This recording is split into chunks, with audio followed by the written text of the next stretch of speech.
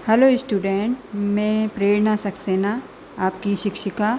आज हम विज्ञान प्रगति कक्षा 7 का अध्ययन करेंगे।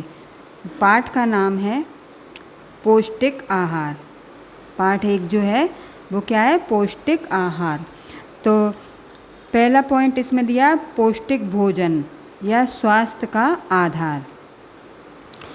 जीवित रहने के लिए प्रत्येक व्यक्ति भोजन ग्रहण करता है, अपन भी करते हैं। अगर भोजन नहीं करेंगे तो हम क्या हो जाएंगे? बिल्कुल ही निर्जीव से हो जाएंगे। परंतु हम न केवल जीने के लिए खाते हैं, अपितु हम क्या खाते हैं यह हमारे स्वस्थ रहने की, कार्य करने की क्षमता तथा प्रसन्न रहने को निश्चित करता है। इसके अतिरिक्त खाए जाने वाले भोजन की मात्रा भी इन सब का भी इन सब पर गहरा प्रभाव डालती हैं।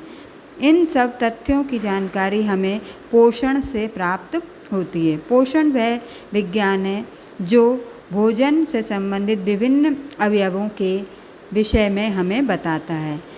इसमें हमें जानकारी प्राप्त होती है कि स्वस्थ रहने के लिए पौष्टिक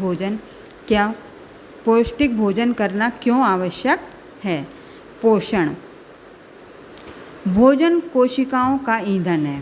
ठीक है, हमारे शरीर में जो कोशिकाएं उसका क्या है? ईंधन है। भोजन से हमें ऊर्जा प्राप्त होती है। पाचन की क्रिया के अंतर्गत भोजन को तोड़कर छोटे छोटे टुकड़ों में बांटा जाता है तथा इन टुकड़ों को एंजाइम की क्रियाओं द्वारा घुलनशील अणुओं में बदला जाता है। जैविक क्रियाओं में शरीर की कोशिकाओं द्वारा ये अणु अवशोषित कर लिए जाते हैं, फिर ये विभिन्न क्रियाओं के द्वारा जलकर ऊर्जा उत्पन्न करते हैं। पोषक तत्व। अब ये पोषक तत्व कौन कौन से होते हैं इसके बारे में बताया गया। भोजन के प्रारंभिक तत्व पोषक तत्व पौधे और जंतुओं के लिए एक समान होते हैं। इसमें मुख्य कार्बोहाइड्रेट्स, वसा, विटामिन, प्रोटीन और खनिज तत्व होते हैं। पौधे विटामिनों तथा अन्य वृद्धि संचालक तत्वों का निर्माण अपने शरीर में कर सकते हैं, परंतु जंतुओं के लिए ऐसा करना संभव नहीं होता।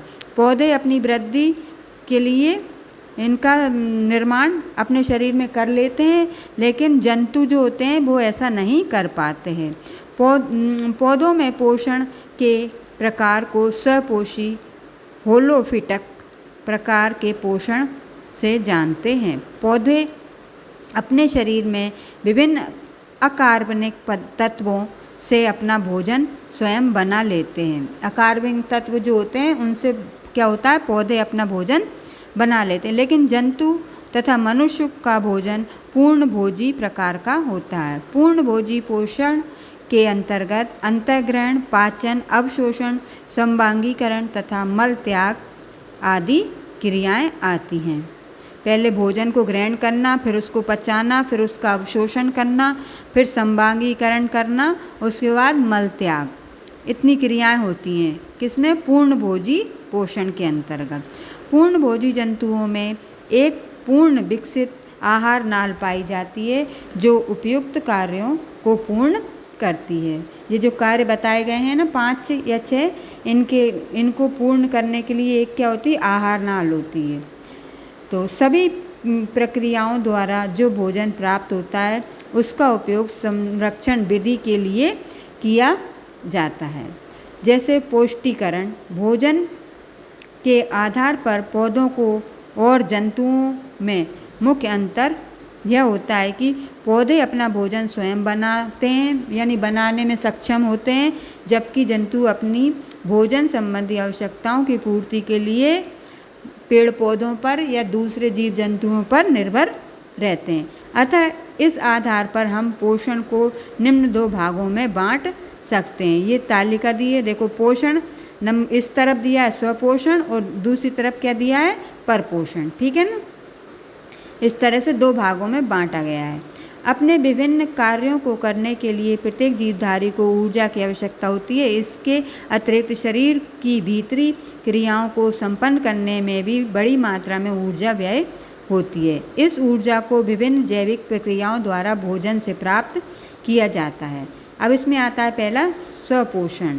जो जीवधारी अपना भोजन स्वयं बना लेते हैं स्वपोषी कहलाते हैं या कहते हैं। उन्हें अपन जो अपना भोजन स्वयं बना लेते हैं उनको क्या कहते हैं? स्वपोषी कहते हैं। स्वपोषी जिस प्रक्रम के द्वारा अपना भोजन बनाते हैं, पेज पलटेंगे, वे स्वपोषी यानी स्वयं अपने आप भोजन बनाने वाले कहलाते हैं।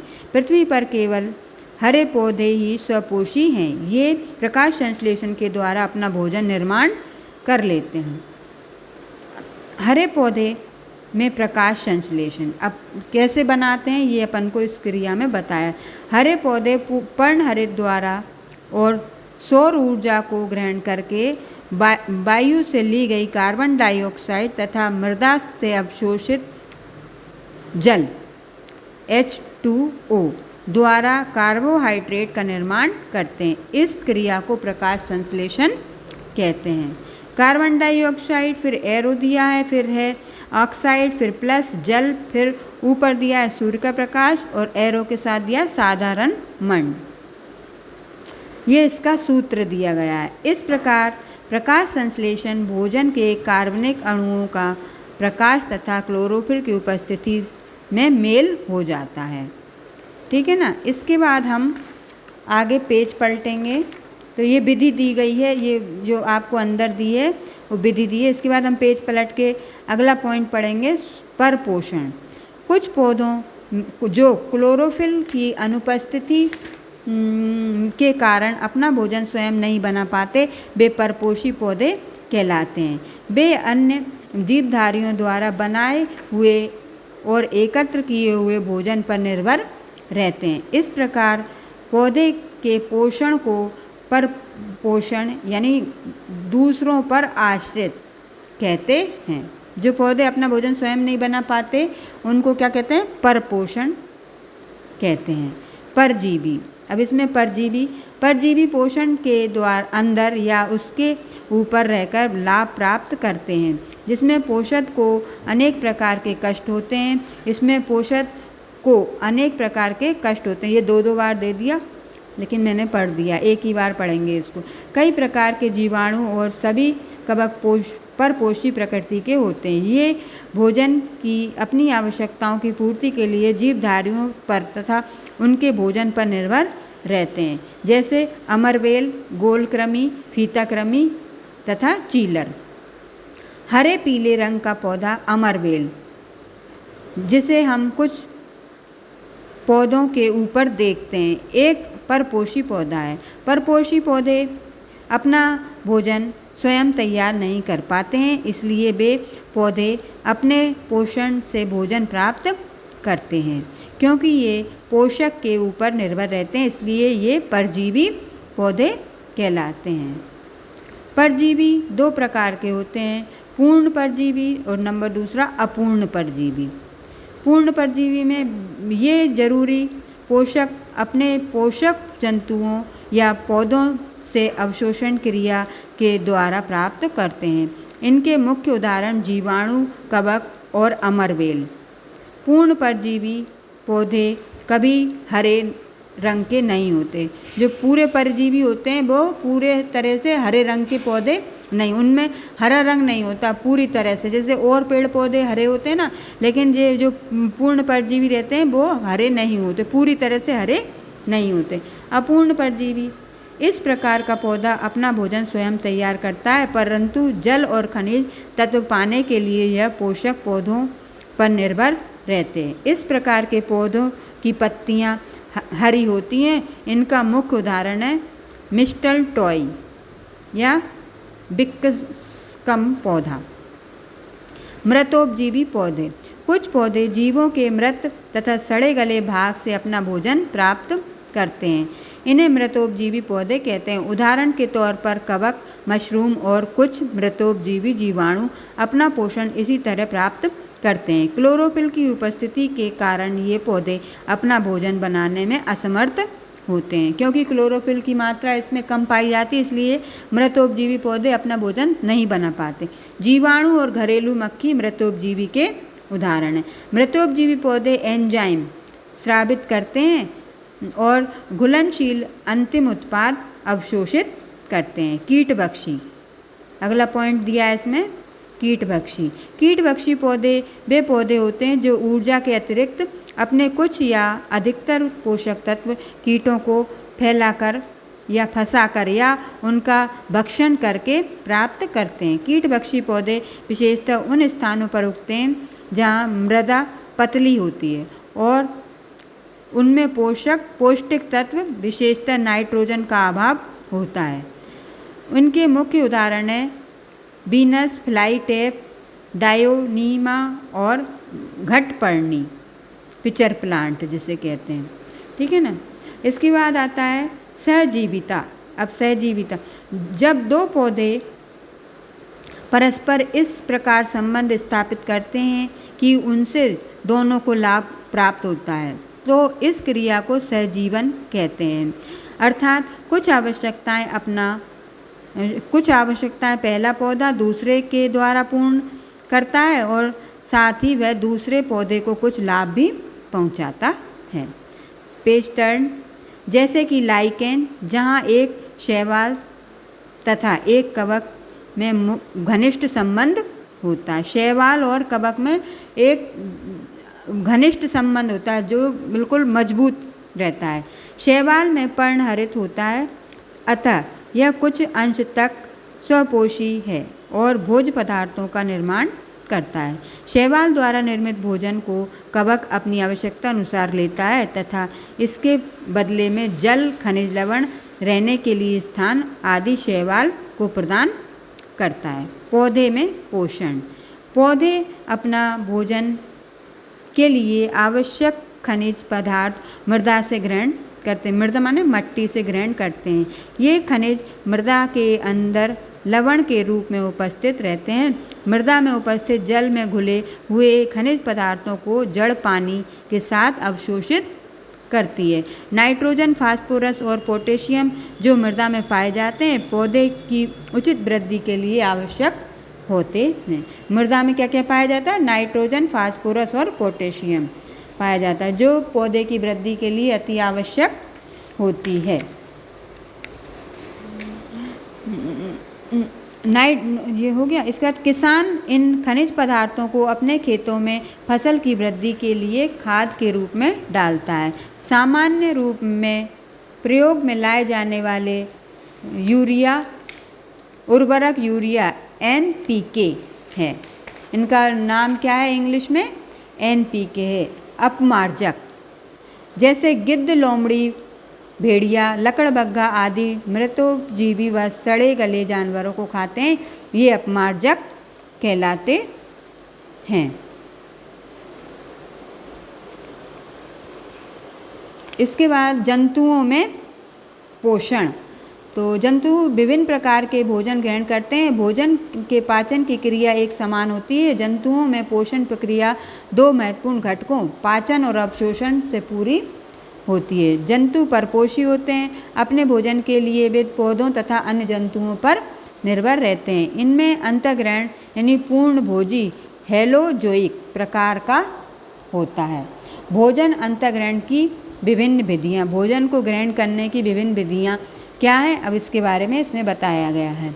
तो विभिन्न जीवधारी अपने भोजन को विभिन्न प्रकार से ग्रहण करते हैं। प्रत्येक जीवधारी में अपने भोजन को प्राप्त करने के लिए विशेष प्रकार की संरचनाएं पाई जाती हैं, जैसे कूटपाद, पादाप, पक्ष, सीलिया, स्पर्शक, चूषक जीव, आहार नली, हाथ इत्यादि।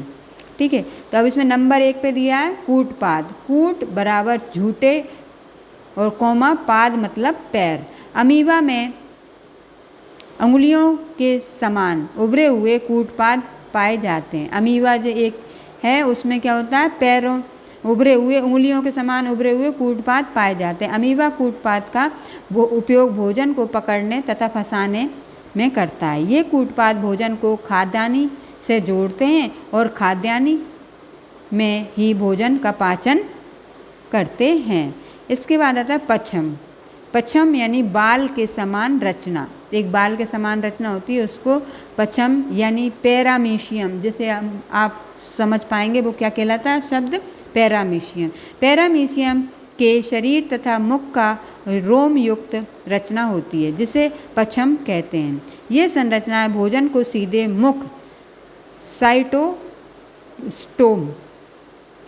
की ओर ले जाती है। पक्ष खाद्य कणों को मुख्य साइटोस्टोम की ओर अपनी गति से ढकेलते हैं। अमीबा और पैरामीशियम भी इसी तरह भोजन ग्रहण करने की विधि अपनाते हैं। अब जो तीसरा पॉइंट है वो है स्पर्शक। स्पर्शक धागे के समान लंबी संरचना होती है। एक धागे के समान पतली सी संरचना होती है जो लंबी होती है, जो हाइड्रा के चारों ओर पाई जाती है। इसमें देशी कोशिकाएं पाई जाती हैं जो शिकार को मारने का काम करती हैं और इसके द्वारा शिकार को मुख में पहुंचाने का काम भी स्पर्शक करते हैं। ठीक है ना। शिकार नीचे की ओर देह गुहा में गिर जाता है और एंजाइम यानी बिकर शिकार पर क्रिया करके पचाता है। पाचित भोजन देह गुहा की कोशिकाओं द्वारा अवशोषित कर लिया जाता है। पेज पलटेंगे आगे का पॉइंट है, इसमें दिया है जीभ। तो मेढक की जीभ दरार युक्त होती है। यह सिरे पर से अंदर की ओर मुड़ी होती है।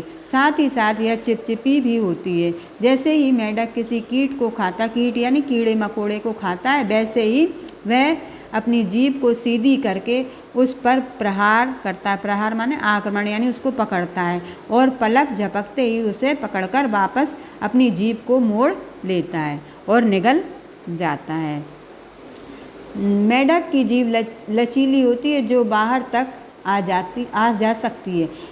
इसकी जीभ सामने से जुड़ी होती है जो अंदर या बाहर करने में स्वतंत्र होती है, चाहे जब वो अंदर कर लेता है चाहे जब वो बाहर कर लेता। अपन ने मेढक देखा है, बरसात में ज़्यादातर दिखाई देते हैं, है ना। तो मेढक की जीभ अपनी कुल लंबाई का लगभग 1/3 भाग होती है। इसके बाद आते हैं नंबर 5 पॉइंट, आहार नाल या आहार नलिका। तितली के द्वारा भी आहार नलिका का उपयोग होता है, जो फूलों का रस जैसे तरल पदार्थ ग्रहण करती है। कीटों में द्रव पदार्थों को ग्रहण करने के लिए, जीवों के चाटने के लिए और चूसने की क्रिया के लिए अलग तरह के मुख्य भाग होते हैं। इस प्रकार का एक उदाहरण घरेलू मक्खी है। ठीक है। इस प्रकार जीव जंतु विभिन्न प्रकार के अंगों के द्वारा भोजन ग्रहण करते हैं। मच्छर के पास एक आहार नली होती है जो भेदने और चूसने का काम करती है, जबकि मकड़ी जाल बुनकर शिकार करती है। मकड़ी है जो क्या जाल बुनकर शिकार करती है और मच्छर जो होते हैं वो आहार नली के द्वारा भेदने और चूसने का काम करते हैं। मनुष्य अपने हाथों का प्रयोग भोजन को मुंह में ले जाने के लिए करते हैं। ऑक्टोपस और जोक चूसने वाले चूषक जंतु होते हैं। ये पोषक से पौष्टिक तत्व चूसते हैं। जंतुओं में पोषण के विभिन्न पद।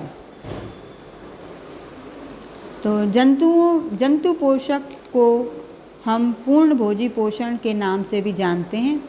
जंतु और मनुष्य की कोशिकाओं में पोषण भोजन ग्रहण से भोजन निष्कासन को निम्न 5 भागों में या 5 पदों में विभाजित किया जाता है। ठीक है। नंबर 1 है भोजन का अंतःग्रहण, भोजन को ग्रहण करना। वह प्रक्रिया जिसके द्वारा जीव अपना भोजन ग्रहण करते हैं उन्हें अंतःग्रहण कहते हैं।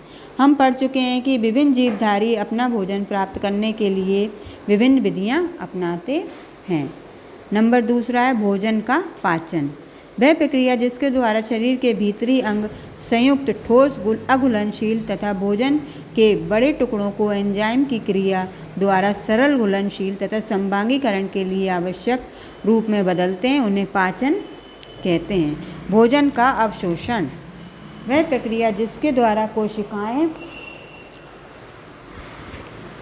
पचे हुए भोजन को अवशोषित करती हैं। जो कोशिकाएं होती हैं वो पचे हुए भोजन को अवशोषित करती हैं, उसे अवशोषण कहते हैं। मनुष्य में पोषक तत्वों का यानी कि पचे हुए भोजन का अवशोषण छोटी आंत में स्थित उंगलियों के समान रचना, जिसे बिली कहते हैं, के द्वारा होता है। भोजन का संभागीकरण। चौथा नंबर का पॉइंट दिया, भोजन का संभागीकरण।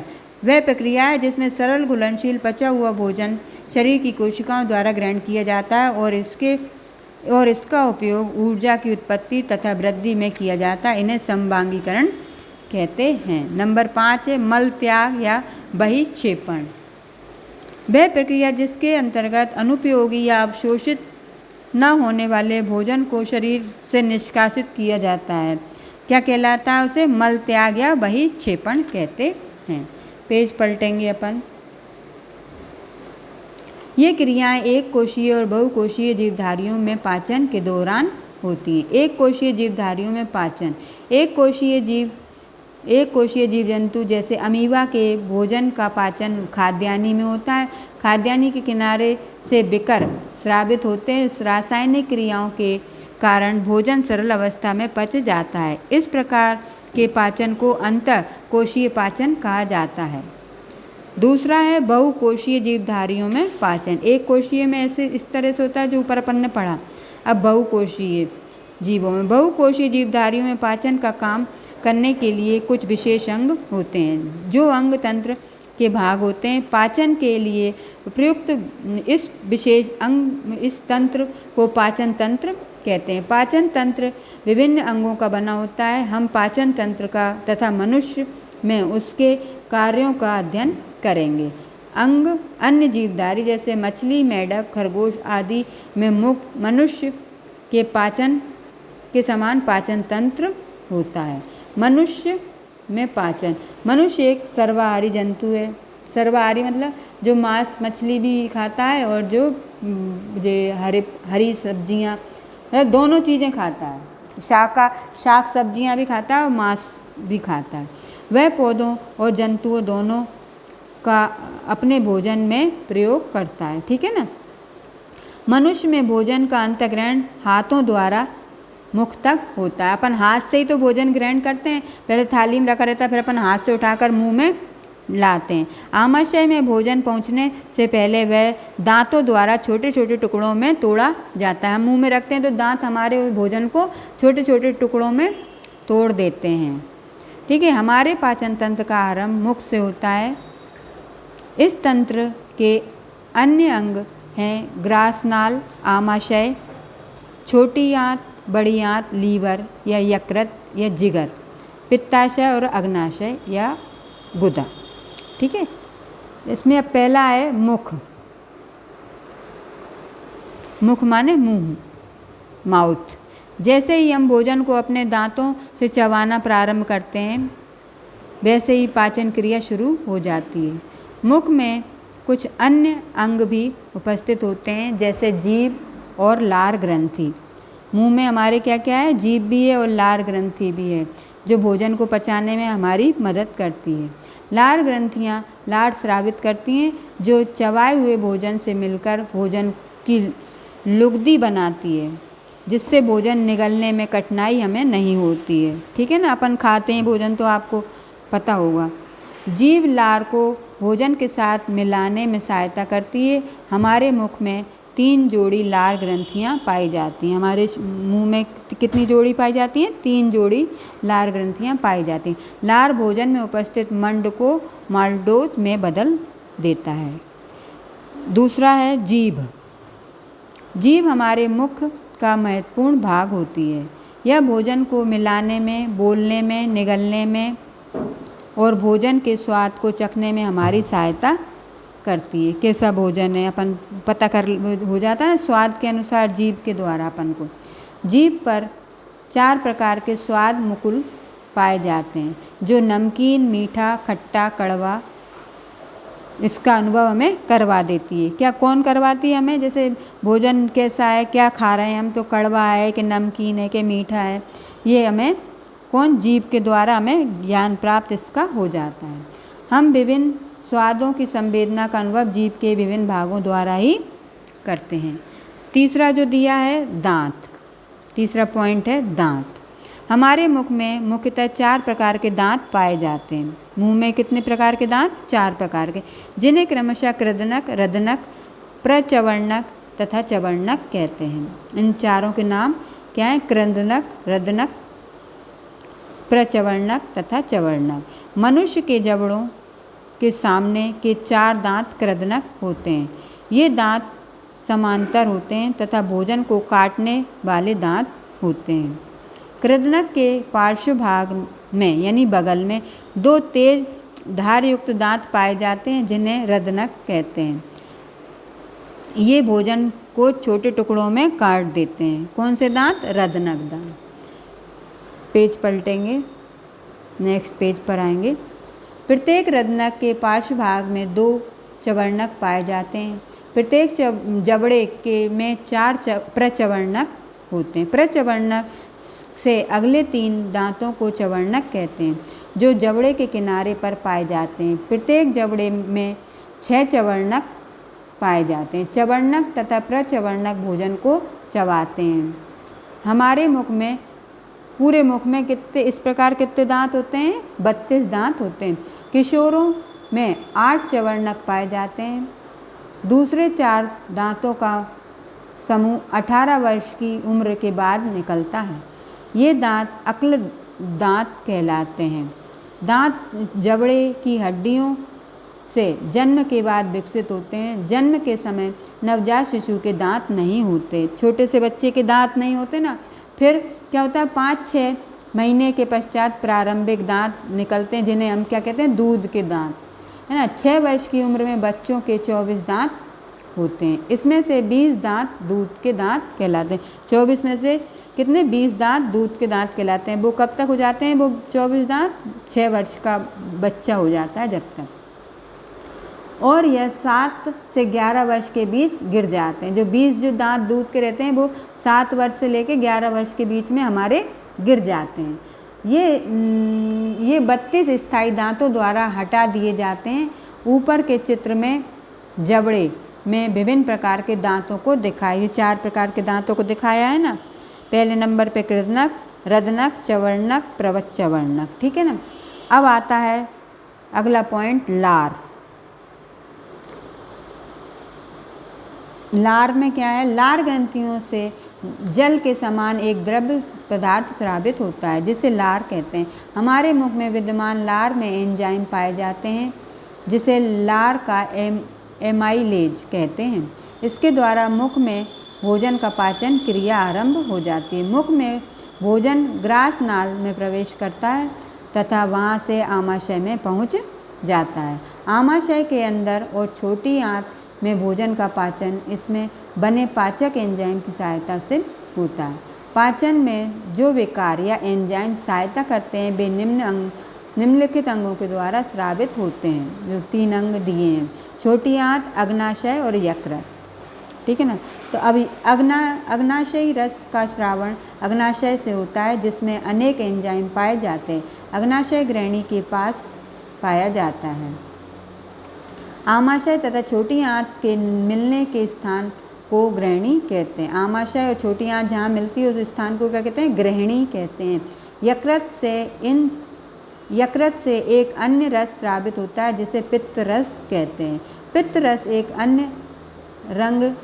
अन्य अंग में एकत्रित होता है जिसे पित्ताशय कहते हैं। आवश्यकता पड़ने पर पित्त रस पित्ताशय से निकलकर छोटी आंत में पहुंच जाता है। इसके बाद पित्त रस हमारे भोजन में विद्यमान वसा को पचाने में सहायता करता है। हमारे शरीर में स्रावित होने वाले एंजाइम उनको स्रोतों तथा विभिन्न पाचित पोषक तत्वों पर उनके प्रभाव का सारांश नीचे तालिका में दिया गया है। इसके बाद पाचन क्रिया छोटी आंत से पूर्ण होती है। भोजन पाचन के बाद पतली लुगदी के समान पदार्थ के रूप में होता है। तरल भोजन आंत की आंतरिक परत इलीमल द्वारा अवशोषित किया जाता है। छोटी आंत में बहुत सी उंगलियां नुमा रचनाएं होती हैं जिन्हें बिली कहते हैं। अवशोषित पोषक तत्व को रुधिर माने खून के द्वारा शरीर की कोशिकाओं में पहुंचाया जाता है। बड़ी आंत की दीवार से अपचित भोजन जल को अवशोषित कर लेता है। अपचित और अनावशोषित भोजन मलाशय में एकत्र होता है और यह मल के रूप में गुदा मार्ग के द्वारा शरीर से निष्कासित हो जाता है, ये निकल जाता। अब इसमें पाचक एंजाइमों के स्रोत और उनका पोषक तत्वों पर प्रभाव। ठीक है, ये सारणी दी है। आगे के पेज पर आएंगे तो इसमें आपको आगे क्या दिया है, इस तरह से भोजन, फिर अंतःग्रहण, फिर मुख, फिर पचा हुआ भोजन ऊपर और नीचे लार, फिर इसके बाद आमाशय। इस तरह से एरो का तीर पाचन द्वारा विकरों की क्रिया, मल, फिर मल त्याग, फिर गुदा, अब अनावशोषित बड़ी आंत, अवशोषण, भोजन का अवशोषण, रक्त धारा। इस तरह जो अभी अपन ने पढ़ा इसका चित्र इसमें बना दिया गया है। ठीक है ना। इसके बाद आगे पढ़ेंगे पाचन विकार। क्या? पाचन विकार। तो अधिकतर लोग कब्ज या आंतों की अनियमितता से ग्रसित होते हैं। कब्ज हो जाता है ना, ज़्यादा खा लेते तो कब्ज हो जाता है और आंतों में अनियमितता पाई जाती है, जो पाचन व्यवस्था के अग्रलिखित कारणों द्वारा उत्पन्न होती है। नंबर 1, अनियमित रूप से भोजन करना, ज़्यादा खा लेना, चाहे जब खा लेना, मतलब उसका टाइम टेबल होता है उस हिसाब से खाना चाहिए ना अपन को। अपन चाहे जब चाहे जो खा लेते हैं तो उससे क्या होती है, हमारी कब्ज हो जाता है, यानी कि अनियमितता हो जाती भोजन। नंबर 2, भोजन को बिना ठीक ढंग से चबाए निगल जाना, मतलब जल्दी जल्दी में हम चबाते नहीं हैं भोजन को और जल्दी जल्दी निगल जाते हैं। और नंबर 3 क्या कह रहा था, भोजन में रुक्षांश का अपर्याप्त मात्रा में होना, यानी कि रेशेदार जो होते हैं ना भोजन के कुछ अवयव, वो ना होना उसमें।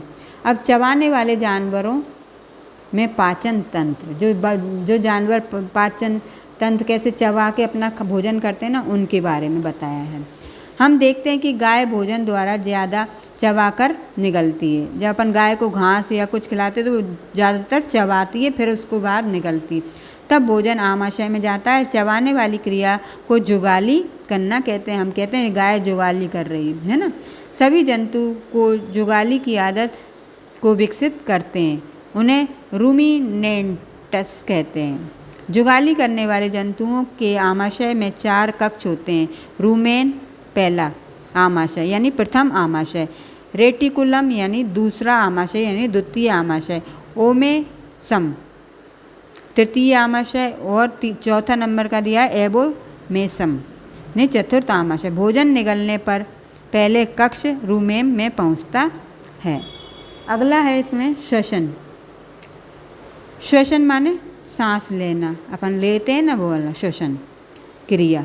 जीवधारियों को सभी क्रियाओं के लिए ऊर्जा की आवश्यकता होती है।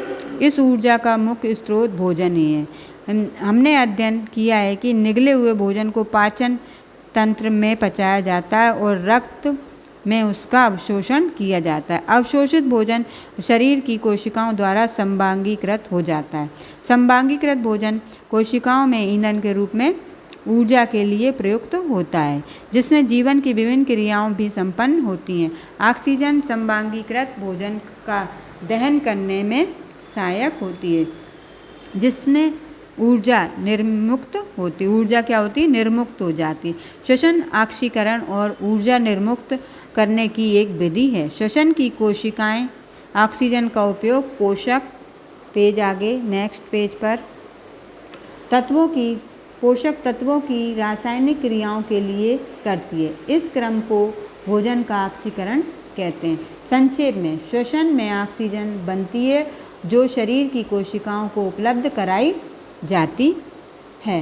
कोशिकाओं में ऑक्सीजन से पोषक तत्वों का दहन होता है और ऊर्जा निर्मुक्त होती है। उत्पाद द्वारा निर्मुक्त व्यर्थ गैस CO2 कार्बन डाइऑक्साइड वातावरण में श्वासोच्छ्वासन द्वारा निर्मुक्त हो जाती है। अब इसमें कुछ आपके स्मरणीय बिंदु दिए हैं, जैसे कि जीवन की सक्रियता के लिए आवश्यक है क्या, ऊर्जा। वह प्रक्रिया जिसके द्वारा कोई जीवधारी ऊर्जा प्राप्त करने के लिए भोजन प्राप्त करता है और एकत्रित करता है, पोषण कहलाता है।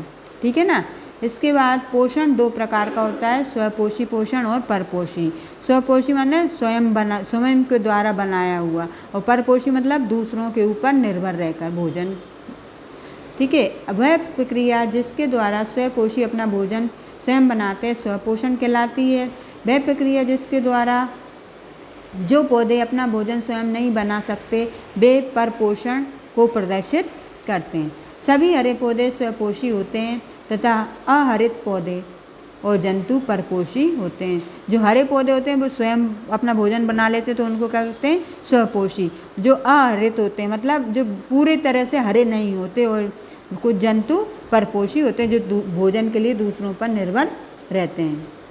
हरे पौधे क्लोरोफिल पर्णहरिम का उपयोग और सौर ऊर्जा को अवशोषित करने में करते हैं। वह प्रक्रिया जिसके द्वारा हरे पौधे अपना भोजन निर्माण करते हैं प्रकाश संश्लेषण कहलाती है। कौन सी क्रिया प्रकाश संश्लेषण कहलाती है? वह प्रक्रिया जिसके द्वारा हरे पौधे अपना भोजन बना लेते हैं या निर्माण करते हैं। जीवन की सक्रियता के लिए ऊर्जा आवश्यक है। जंतुओं में पोषण की विभिन्न 5 पदों में बांटी गई हैं जो विधियाँ हैं। कौन कौन सी? अंतःग्रहण, पाचन, अवशोषण, संवांगीकरण तथा उत्सर्जन। ये हमने अभी पाठ में पढ़ी हैं। वे सभी जानवर जो चारा चबाते हैं, जुगाली करने वाले जंतु या कौन से? रूमिनेंटस जंतु कहलाते हैं। श्वसन विभिन्न प्रक्रिया में प्रकाश संश्लेषण के विपरीत होता है। अब अभ्यास कार्य करेंगे हम। इसमें दिए हैं सही विकल्प पर चिन्ह लगाइए। पहला विकल्प प्रश्न दिया है निम्नलिखित में से कौन परजीवी है? तो कौन परजीवी है अभी हमने पाठ में पढ़ा था। तो इसमें 4 ऑप्शन दिए हैं, अमरवेल, मेढक, गुलाब, मछली। अब इनमें से हमने पढ़ा था परजीवी कौन होता है? अमरवेल। अमरवेल माने अहरित पौधा, ठीक है ना, जो दूसरों पर निर्भर है भोजन के लिए, ठीक है ना। नंबर दूसरा विकल्प है स्पर्शक जिनमें भोजन अंतःग्रहण के अंग हैं। कौन कौन से अंग हैं जी देखेंगे? मनुष्य में है, हाइड्रा में है, अमीबा में, पैरामीशियम में। स्पर्शक अंग जिसमें भोजन अंतःग्रहण के अंग हैं वो कौन सा है? हाइड्रा, ठीक है। नंबर तीसरा है प्रश्न निम्नलिखित में से कौन प्रकाश संश्लेषण के लिए आवश्यक नहीं है? तो प्रकाश संश्लेषण के लिए आवश्यक नहीं है वो क्या है? ऑक्सीजन, ठीक है। इसके बाद हम आते हैं रिक्त स्थानों की पूर्ति कीजिए। पौधे और जंतु जीवधारी हैं क्योंकि वे क्या करते हैं? कैसे जीवधारी हैं? कैसे जीवधारी हैं बताइए आप लोग? स्वपोषी, ठीक है ना। इसमें भर देंगे अपन स्वपोषी। अब दूसरा खाली स्थान दिया है। खाली स्थान अपना भोजन मृत व सड़े गले जीवधारियों से प्राप्त करते हैं वो क्या कहलाते हैं? मृतोपजीवी। कौन से? मृतोपजीवी, ठीक है। इसके बाद आता है जो जीवधारी अपना भोजन स्वयं बना सकते हैं। जो अपना भोजन स्वयं बनाते हैं वो कौन से कहलाते हैं? खाली स्थान में भर देंगे स्वपोषी। जो अपना भोजन स्वयं बना लेते हैं वो कौन से कहलाते हैं? स्वपोषी।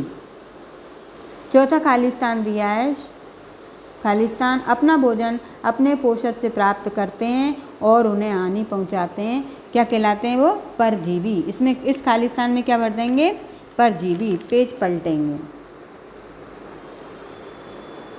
ठीक है। तो पेज पलटने के बाद निम्नलिखित प्रश्नों के उत्तर एक शब्द अथवा एक वाक्य में दीजिए, ठीक है ना। पहला प्रश्न है पूर्णभोगी पोषण के अंतर्गत कौन सी क्रियाएं आती हैं? तो इसमें हमने लिखा है अंतःग्रहण, पाचन, अवशोषण, संवांगीकरण, ठीक है। ये क्रियाएं आती कौन कौन सी? अंतःग्रहण, पाचन, अवशोषण और संवांगीकरण। दूसरा प्रश्न है मृतोपजीवी पौधे कौन से होते हैं? तो उत्तर है कवक और मशरूम, ठीक है। कौन से पौधे होते हैं? कवक और मशरूम।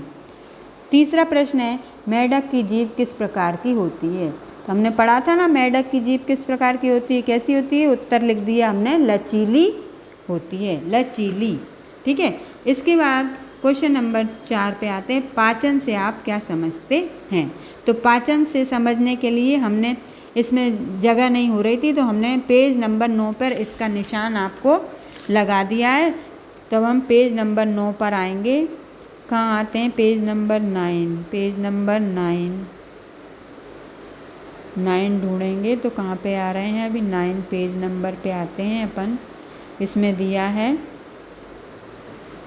पेज नंबर 9 पे दिया है आपको दूसरे पॉइंट में भोजन का पाचन वह प्रक्रिया जिसके द्वारा शरीर के भीतरी अंग संयुक्त ठोस अघुलनशील तथा भोजन के बड़े टुकड़ों को एंजाइम की क्रिया द्वारा सरल घुलनशील तथा संवांगीकरण के लिए आवश्यक रूप में बदलते हैं उसे क्या कहते हैं? पाचन। ठीक है, इसका ये उत्तर लगा दिया है। अब अगला प्रश्न है आपका, लार क्या कार्य करती है? ठीक है, तो अब लार क्या कार्य करती है ये हम इसमें लिखा है। लार इसके द्वारा मुख में भोजन की पाचन क्रिया का प्रारंभ होता है। ठीक है, इसमें लार के द्वारा क्या हो जाता है? भोजन की पाचन क्रिया प्रारंभ हो जाती है। ठीक है, अगला प्रश्न है, श्वसन का अर्थ तथा महत्व बताइए। तो अब इसके लिए ये उत्तर थोड़ा बड़ा लग रहा था, तो हमने इसका पेज नंबर 12 पर इसका निशान आपको लगा दिया है। 12 से जाएगा ये पेज नंबर 13 तक पे। तो जो श्वसन दिया है इसकी पूरी आपको लिख लेना है, इसको पूरा ही लिखना है आपको, ताकि ये लघु में भी आ जाए तो आप लघु में, या दीर्घ में आ जाए तो आप दीर्घ में भी लिख सकते हैं, क्योंकि प्रश्न ऐसा दिया है कि श्वसन का अर्थ और महत्व दोनों बताना है। तो हमने इसका उत्तर प्रश्न नंबर 12 श्वसन से शुरू जीवधारियों को सभी क्रियाओं के लिए यहाँ से लगाते हुए निर्मुक्त हो जाती है, पेज नंबर 13 के लास्ट लाइन पर। ठीक है ना, हो गया। अब आते हैं अपन निम्नलिखित प्रश्नों के उत्तर संक्षेप में दीजिए। तो मैंने पेज नंबर डाल दिए हैं, आप लोग इस पर देख लीजिएगा। पहला प्रश्न है, भोजन करने की प्रकृति के आधार पर जंतुओं को कितनी श्रेणियों में विभाजित किया जाता है? तो इस प्रश्न का उत्तर आपको पेज नंबर 8 पर लगा हुआ मिल जाएगा। ठीक है, इसके बाद प्रश्न नंबर दूसरा है, प्रकाश संश्लेषण प्रक्रिया का वर्णन कीजिए। तो इसका पेज नंबर 6 पर आपको आंसर मिल जाएगा। ठीक है ना। इसके बाद तीसरा प्रश्न है, परजीवी किन्हें कहते हैं? तो पेज नंबर 7 पर हम आएंगे, तो पेज नंबर 7 पर हमें परजीवी पैराग्राफ में इसका उत्तर लगा हुआ मिलेगा। ठीक है, इसके बाद सहजीविता का अर्थ बताइए। तो ये सहजीविता पॉइंट भी पेज नंबर 7 पर है, तो आप 7 नंबर पेज पर देख लीजिएगा। ठीक है, अगला प्रश्न 5वां, मनुष्य के पाचन तंत्र का वर्णन कीजिए। तो पेज नंबर 10 पर मनुष्य के पाचन तंत्र का वर्णन दिया गया है, तो उसको हम लगा लेंगे, है ना। पेज नंबर 10 पर दिया है पाचन तंत्र, ये दिए हैं पाचन तंत्र, मनुष्य के पाचन तंत्र।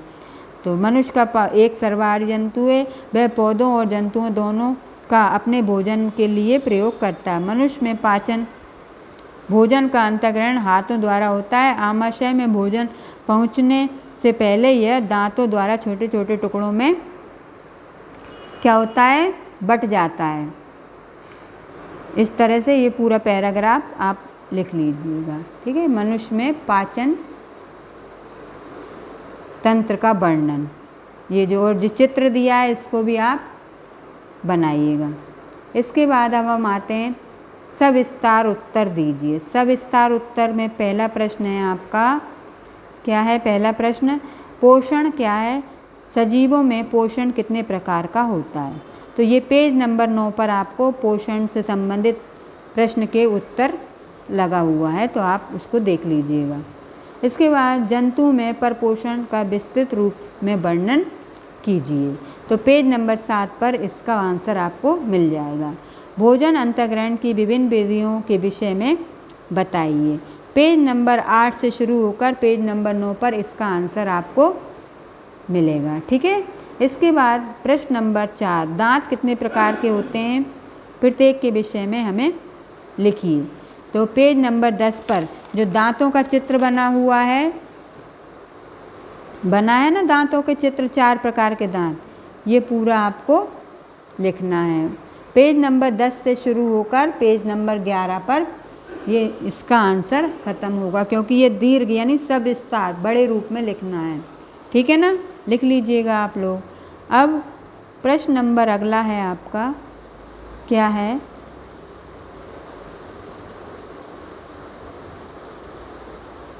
इस तरह से सुमेल कीजिए, जोड़ियाँ बनाइए। तो अब जोड़ियाँ बनाएंगे, तो पहले की जोड़ी इस तरफ दिए 1 2 3 4 5 6 जोड़ियाँ दी हैं, और इस तरफ दिए आ बा सा दा या और रा। ठीक है ना। तो अब हम मिलाते हैं, नंबर वैसे डले हुए हैं लेकिन फिर भी मैं बोले देती हूँ। अमीबा, अमीबा को हम कहाँ से मिलाएंगे, स नंबर की जोड़ी यानी कि कूटपाद से, ठीक है ना, कूटपाद। इसके बाद दूसरे नंबर की जोड़ी है पैरामीशियम, पैरामीशियम को द नंबर की जोड़ी पूर्ण परजीवी से मेल कर देंगे, ठीक है। हाइड्रा, नंबर 3 पर जोड़ी दी है हाइड्रा, हाइड्रा को हम स्पर्शक के मिला देंगे जो र नंबर पर लिखी है, रा पॉइंट पर लिखी है। मेढक, 4 नंबर पे दिए मेढक, तो मेढक का क्या पढ़ा था हमने, जीभ, ठीक है ना। तो मेढक को हम आ नंबर की जोड़ी यानी जीभ से मिला देंगे।